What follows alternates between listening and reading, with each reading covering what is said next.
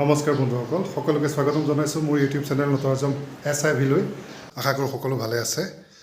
আচ্ছা, এতিয়া ইমান গৰম পৰিছে নহয় জানো? ইমান গৰমত আমাৰ সকলোৰে অলপ ব্ৰেক লোৱাৰ মন যায়, কেনিবা ওলাই যাবলৈ মন যায়, ক'ৰবাত ফুৰিবলৈ যাবলৈ মন যায়, কেনেবাকৈ নদী পানী এনেকুৱা হ'লেতো কথাই নাই নহয় জানো? আমাৰ ওচৰৰ অৰুণাচলত তেনেকুৱা বহুত সুবিধা আছে। ইতিমধ্যে আপোনালোক বহুত গৈছেও চাগে। আজি আমি তেনেডোখৰ ঠাইলৈ যাবলৈ লৈছোঁ। বহুতখিনি ৰিজৰ্ট আছে, তাৰে এখন ৰিজৰ্ট 7KM, তালৈ আমি যাবলৈ লৈছোঁ। সেই ভিডিঅ'টো আপোনালোকলৈ আপলোড কৰিব বিচাৰিছোঁ। গৰম বন্ধত আপুনি নিজৰ পৰিয়াল লৈ তালৈ যাব পাৰে। আমাৰ অভিজ্ঞতা কেনেকুৱা সেইখিনি এই ভিডিঅ'টোত দিবলৈ চেষ্টা কৰিছোঁ। আশা কৰোঁ আপোনালোকে চাই ভাল পাব, আৰু ভাল পালে লাইক কমেণ্ট শ্বেয়াৰ কৰিব। ঠিক আছে, পলম নকৰি ভিডিঅ'টো আৰম্ভ কৰোঁ। বলক, হৰ হৰ মহাদেৱ।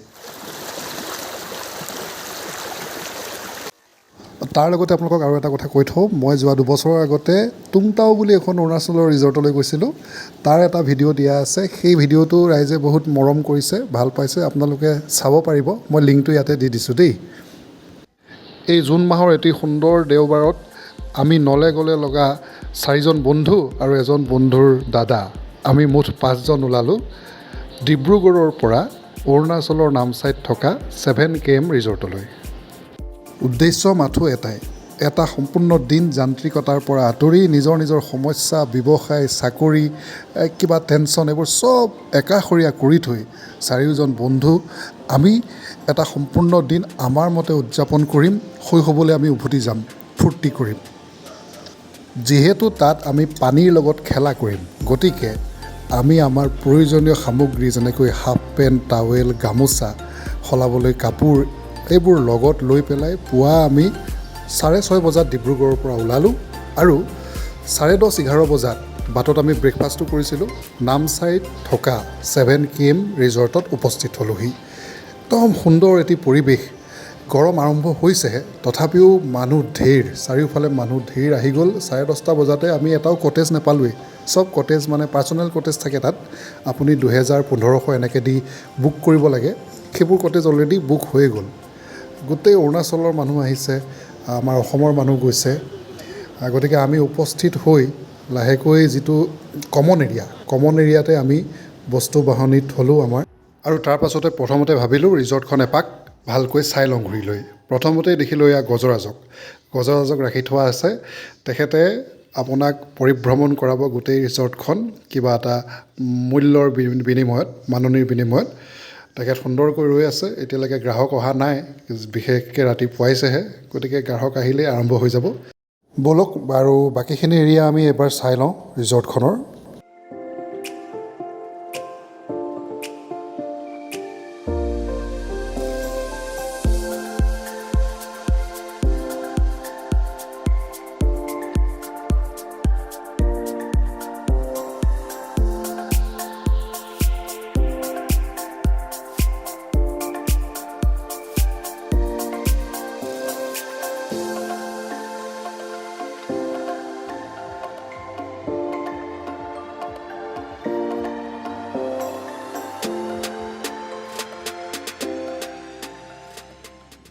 এই সুন্দৰ পাহাৰীয়া নদীখনৰ নিৰ্মল স্ফটিক পানীত আপোনালোকে মাছ দেখি থাকিব, কিন্তু সাৱধান, এই মাছ আপোনালোকে ধৰিব নোৱাৰিব দেই, কাৰণ এই মাছ ধৰিলে জৰিমনা ভৰিব লাগিব।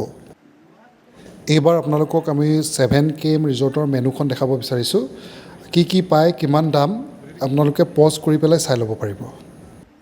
ইয়াৰ খাদ্যসমূহৰ দামবোৰ চাই মই এটা অনুমান কৰিলোঁ, 2জন বা 3জন মানুহে পেট ভৰাই খাবলৈ হ'লে 1500ৰ পৰা 2000 টকা আপোনালোকে খৰচ কৰিব লাগিব। আৰু আমি ষ্টাৰ্টাৰ কিবা 2-এটা অৰ্ডাৰ দি পেলাই, ইয়াত এনেকৈ চেঞ্জ ৰুম আছে, আমি কাপোৰ চেঞ্জ কৰিবলৈ আহিছোঁ। ইয়াতে ধুনীয়াকৈ সুবিধা দি আছে, পুৰুষ আৰু মহিলা, সোঁহাতে মহিলা, এয়া বাওঁহাতে পুৰুষ।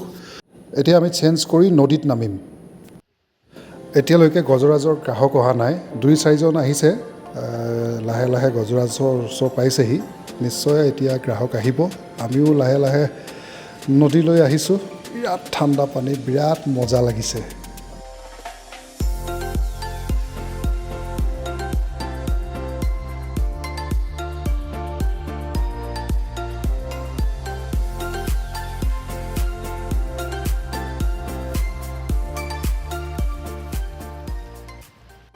আচ্ছা, তাৰ মাজতে আমাৰ খানা আহি গ'ল, ষ্টাৰ্টাৰ। পিনাট মছলা আৰু চিকেন উইংছ। এই চিকেন উইংছটো যে বহুত মাষ্ট ট্ৰাই আইটেম দেই, মজা আইটেম এইটো। আৰু আমাৰ ৰাইজসকলে সেয়া তেওঁলোকে সাঁতুৰি নাদুৰি এনজয় কৰি আছে আৰু মই খাই ভাল পোৱা মানুহ ভাই, খাৱনটো মেইন, বহি লৈছোঁ আৰু তাৰ মাজতে আমাৰ গজৰাজ আৰু তেখেতৰ মাউথ সাজু হৈছে আজিৰ দিনটোৰ প্ৰথমজন গ্ৰাহকক এই ৰিজৰ্ট ফুৰাবলৈ।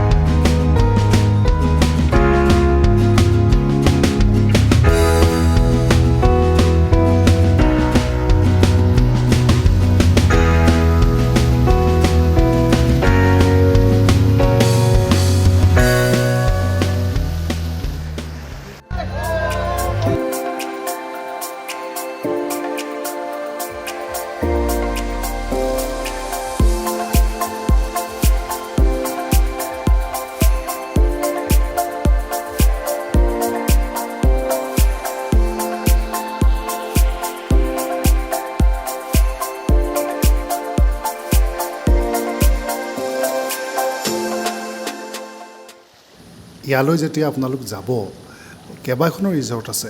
চামখে আছে, 7KM আছে, টুংটাও আছে, টক্সিতা আছে, ঢেৰ আৰু এতিয়া আপোনাৰ মানে কৈছোঁ নহয় ডিগাৰু আছে, ইখনতকৈ সেইখন ভাল। কিন্তু এই ৰিজৰ্টখন মোৰ অলপ ভাল লাগিলে, আহল বহল লাগিলে, পৰিয়ালটো লৈ যাবলৈ ভাল আৰু খুব সুন্দৰ নিৰ্মল চফা পানী। মই তেওঁলোকৰ কণ্টেক্ট নম্বৰ দি দিছোঁ, যদি পৰিয়াল লৈ যাব বিচাৰে আগতীয়াকৈ যদি ভাল কটেজ ৰাখিব বিচাৰে ফোন কৰি ল'ব, আগতীয়াকৈ যোগাযোগ কৰি কটেজটো বুক কৰি ল'ব, খুব সুন্দৰকৈ এটা দিন পাৰ কৰিব পাৰিব। আপোনালোকৰ জ্ঞাতাৰ্থে আৰু এটা কথা জনাই থওঁ, এনেধৰণৰ ৰিজৰ্টবোৰত বিশেষকৈ অৰুণাচলত মুকলিভাৱে সুৰাপান কৰা হয় বা ধূম্ৰপান কৰা হয়। গতিকে সেই কথাটো আপোনালোকে যদি মানি ল'ব পাৰে তেতিয়াহ'লে পৰিয়াল লৈ নিশ্চয় এনেধৰণৰ ৰিজৰ্টলৈ আহিব পাৰিব। বাকী একো আমনি নহয় বা কোনেও কাকো আমনি নকৰে, সেইটো আপোনালোকে নিশ্চিন্ত থাকক। কিন্তু বহুতে যে এনেকৈ মুকলিভাৱে ধূম্ৰপান বা সুৰাপানক সমৰ্থন নকৰে, সেইবাবেহে কথাটো আমি জনাই দিছোঁ। এই ৰিজৰ্টখনত সোমোৱাৰ লগে লগে আপোনাৰ পৰা গাই প্ৰতি 50 টকাকৈ পইচা ল'ব এণ্ট্ৰি ফিজ। এইটো কোনো খোৱা বোৱাৰ লগত জড়িত নাথাকে, এই পইচাটো আপুনি ল'বই, কিবা খালেও নাখালেও। আমি ইয়াতে এনেকৈ ষ্টাৰ্টাৰ খালোঁ, honey chilli potato, chicken wings, peanut masala আৰু কোনোবাই পৰ্কো খালে আৰু জুচ খোৱা হ'ল, মকটেইল খোৱা হ'ল। এই আটাইবোৰ মিলি পেলাই আমাৰ 5জন মানুহৰ মাত্ৰ 3000 টকা হৈছিল আৰু আমি ভাতটো নামচাইত খালোঁগৈ, ইয়াত নাই খোৱা। এইখন ৰিজৰ্টলৈ আহিবলৈ হ'লে শিৱসাগৰৰ পৰা একেদিনাই পাৰিব, কিন্তু তাৰ আগত যোৰহাট, নগাঁও, গোলাঘাট এনেধৰণৰ আঁতৰৰ যিখিনি মানুহ আছে তেওঁলোক এদিন আহি ডিব্ৰুগড় বা তিনিচুকীয়াত যদি ষ্টে' কৰি লয় বিৰাট সুবিধা হ'ব। তাৰপাছত আপোনালোকে নামচাই আহিব আৰু এয়া চাওক, মই যে কৈছিলোঁ এনেধৰণৰ আপুনি কটেজ বুক কৰিব, 1000, 1500, 2000 ৰেট আছে। এই কটেজতে আপোনালোকক খোৱা বোৱাৰ তেওঁলোকে ব্যৱস্থা কৰি দিব। পৰিয়ালটো লৈ ধুনীয়াকৈ এই কটেজটো ল'লে আৰু ইয়াৰ সন্মুখতে আপোনালোকে গা পা ধুলে, জলকেলি কৰিলে, ফূৰ্তি কৰিলে। আৰু আমাৰ মালদ্বীপত যে আছে দেখিছে নাই, মালদ্বীপৰ দৰে এনেদৰে এই জোলনাখনত বহি ভৰিৰে পানী খেলিলে। খুব সুন্দৰ এটা পৰিৱেশ এই ৰিজৰ্টখনত আছে। গতিকে পৰিয়াল লৈ আপোনালোকে আহিবলৈ এক উপভোগ্য স্থান আৰু ধূম্ৰপান বা সুৰাপানৰ পৰা বাচিবলৈ হ'লে আপুনি এনেধৰণৰ এটা কটেজ বুক কৰি ল'ব পাৰে আপোনাৰ একান্ত ব্যক্তিগতভাৱে। ডিব্ৰুগড়ৰ পৰা এই ৰিজৰ্টৰ দূৰত্ব প্ৰায় 156 কিলোমিটাৰ আৰু 3 ঘণ্টা 3.5 ঘণ্টা সময় লাগিব।